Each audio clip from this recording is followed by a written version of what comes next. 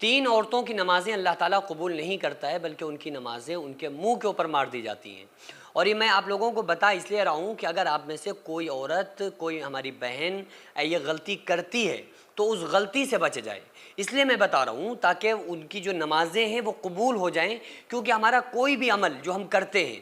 وہ اللہ کی بارگاہ میں قبول ہونا یہ بڑی بات ہے۔ یہ بڑی بات نہیں ہے کہ ہم نے نماز پڑھ لی، بھائی ہم نے روزہ رکھ لیا، ہم نے نیک کام کر لیے، نہیں، بلکہ وہ ہمارا قبول ہو رہا ہے یا نہیں اس کو دیکھنا بہت ضروری ہے۔ تو آقا علیہ الصلوۃ والسلام نے جن چیزوں سے منع کیا ہے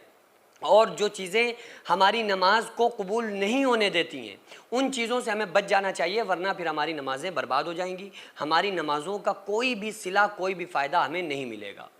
تو ان میں سے تو میں کچھ عورتیں ایسی ہیں جن کے بارے میں حدیث آپ لوگوں کو بتاتا ہوں کہ ایک مرتبہ ایک صحابی آقا علیہ الصلوۃ والسلام کی بارگاہ میں آئے اور کہنے لگے کہ یا رسول اللہ صلی اللہ علیہ وآلہ وسلم، ہمارے محلے میں ایک عورت ہے جو بہت نمازیں پڑھتی ہے، بہت زیادہ روزے رکھتی ہے، بہت ذکر و اذکار کرتی ہے، بڑے نیکی اور اچھے کام کرتی ہے، لیکن محلے والوں سے لڑتی ہے، محلے والے اس سے خوش نہیں رہتے ہیں، وہ بس زبان ہے، جس کی وجہ سے محلے والے اس سے خوش نہیں رہتے ہیں، وہ محلے والوں کو خوش نہیں رکھ پاتی ہے، لیکن عبادات بہت کرتی ہے، وہ تہجد بہت پڑھتی ہے، اشراق بہت پڑھتی ہے، چاشت پڑھتی ہے، ساری نمازیں پڑھ رہی ہے۔ تو آقا علیہ السلام نے ارشاد فرمایا کہ وہ عورت جہنم میں جائے گی۔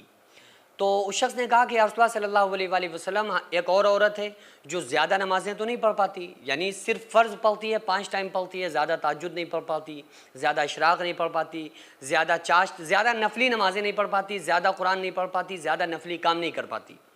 لیکن محلے والے اس سے خوش رہتے ہیں، وہ محلے والوں سے لڑتی نہیں ہے، محلے والوں کے کام آتی ہے اور محلے والوں سے نفرت نہیں کرتی ہے۔ تو آقا علیہ السلام نے ارشاد فرمایا کہ وہ جنت میں جائے گی۔ اس کی وجہ کیا ہے؟ آقا علیہ السلام نے ارشاد فرمایا للجار حق، پڑوسی کا سربری حق ہے۔ دیکھو کچھ چیزیں ہیں جن چیزوں کا تعلق کو حقوق اللہ سے ہوتا ہے، کچھ ایسی چیزیں ہوتی ہیں جن کا تعلق بندوں کے ساتھ ہوتا ہے جو حقوق العباد جن کو کہا جاتا ہے۔ حقوق اللہ میں تو نماز، روزہ، عبادت، زکوٰۃ، یہ ساری چیزیں ہیں، یہ اللہ کے حق ہیں، اور حقوق العباد میں رشتہ داروں کے حقوق، بچوں کے حقوق، والدین کے حقوق، شوہر بیوی کے حقوق، پڑوسیوں کے حقوق۔ تو اگر کوئی عورت پڑوسیوں کے ساتھ حسد اور جلن یا کپٹ دل میں رکھتی ہے تو وہ جو عبادتیں کر رہی ہے تو اس کی عبادتیں مقبول ہونے کے بہت کم چانس ہوتے ہیں۔ دوسری چیز یہ ہے کہ اکثر عورتیں بڑی ہڑبڑی میں، بڑی جلد بازی میں نماز پڑھ رہی ہوتی ہیں۔ تو اگر آقا علیہ السلام نے ارشاد فرمایا کہ نماز میں چوری مت کیا کرو، تو صحابہ نے کہا یا رسول اللہ صلی اللہ علیہ وآلہ وسلم، بھلا نماز میں کون چوری کر سکتا ہے؟ آقا علیہ السلام نے ارشاد فرمایا کہ نماز کے ارکان کو خشوع و خضوع سے ادا نہ کرنا یہ نماز کی چوری ہے۔ تو اگر کوئی عورت بہت جلدی پڑھ رہی ہے کہ ابھی ٹھیک سے کھڑی نہیں ہو پائی تھی، رکوع میں چلی گئی، رکوع سجدے سے بیٹھ نہیں پائی تھی ٹھیک سے، دوبارہ پھر سے سجدے میں چلی گئی، تو اس کی جو نماز ہوتی ہے وہ فرشتے ایک کپڑے میں لپیٹ کر آسمانی دنیا کی طرف لے جاتے ہیں اور مقبولیت کے درجے تک وہ نماز نہیں پہنچتی ہے، تو اس کی نماز اس کے منہ پر مار دی جاتی ہے۔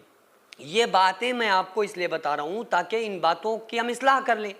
ورنہ بعض لوگ کہنا شروع کر دیتے ہیں کہ آپ کون ہوتے ہیں کسی کی جنت اور جہنم کا فیصلہ کرنے والے، آپ کون ہوتے ہیں کہ کس کی نمازیں قبول ہوگی کس کی نہیں ہوگی، یہ تو اللہ کی مرضی ہے۔ ٹھیک ہے، اللہ کی مرضی ہے، لیکن اللہ کے رسول صلی اللہ علیہ وآلہ وسلم نے اللہ کی مرضی بتائی بھی تو ہے کہ کن چیزوں میں اللہ کی مرضی ہے، کن چیزوں میں اللہ کی مرضی نہیں ہے۔ تو وہ غلطیاں ہمیں سدھار کرنا چاہیے، اس لیے آپ کو علماء بتاتے ہیں، اس لیے آپ کو بتایا جاتا ہے کہ وہ غلطیاں ہماری سدھر جائیں تاکہ ہماری نمازیں، عبادات جو ہم عمل کر رہے ہیں وہ اللہ تعالیٰ اپنی بارگاہ میں قبول فرما لے۔ ناظرین، آج ہم ایک گاؤں میں سروے کرنے گئے، وہاں کے حالات دیکھ کر دل کانپ گیا۔ 3 ایسے گھر دیکھے جو گھر کم اور کھنڈر زیادہ لگتے تھے۔ ان کے گھروں میں چھتیں نہیں ہیں، صرف ایک ترپال بندھا ہوا ہے۔ جب برسات آتی ہے تو ان کے کمرے ندی بن جاتے ہیں، اور جب آندھی چلتی ہے تو چھتیں اڑ جاتی ہیں۔ اور سب سے زیادہ تکلیف دہ بات یہ ہے کہ ان گھروں میں رہنے والے چھوٹے چھوٹے بچے جو کہ یتیم ہیں، عورتیں جو کہ بیوہ ہیں۔ یہ صرف 3 گھر ہیں، لیکن تینوں کے پیچھے 3 کہانیاں ہیں۔ بھوک ہے، بے بسی ہے، اور خاموشی میں چھپی آہیں ہیں۔ آپ کی تھوڑی سی مدد ان کو ایک پکی چھت دے سکتی ہے۔ آؤ ہم سب مل کر اس کار خیر میں حصہ لیں۔ آپ اپنا دل بڑا کیجئے اور ان کے لیے وہ چھت بنائیں جس کے نیچے بچے آرام سے رہ کر ہم تمام لوگوں کو دعائیں دیں، جن کی دعائیں انشاءاللہ تعالی ہمیں دنیا اور آخرت میں کامیاب کر دیں۔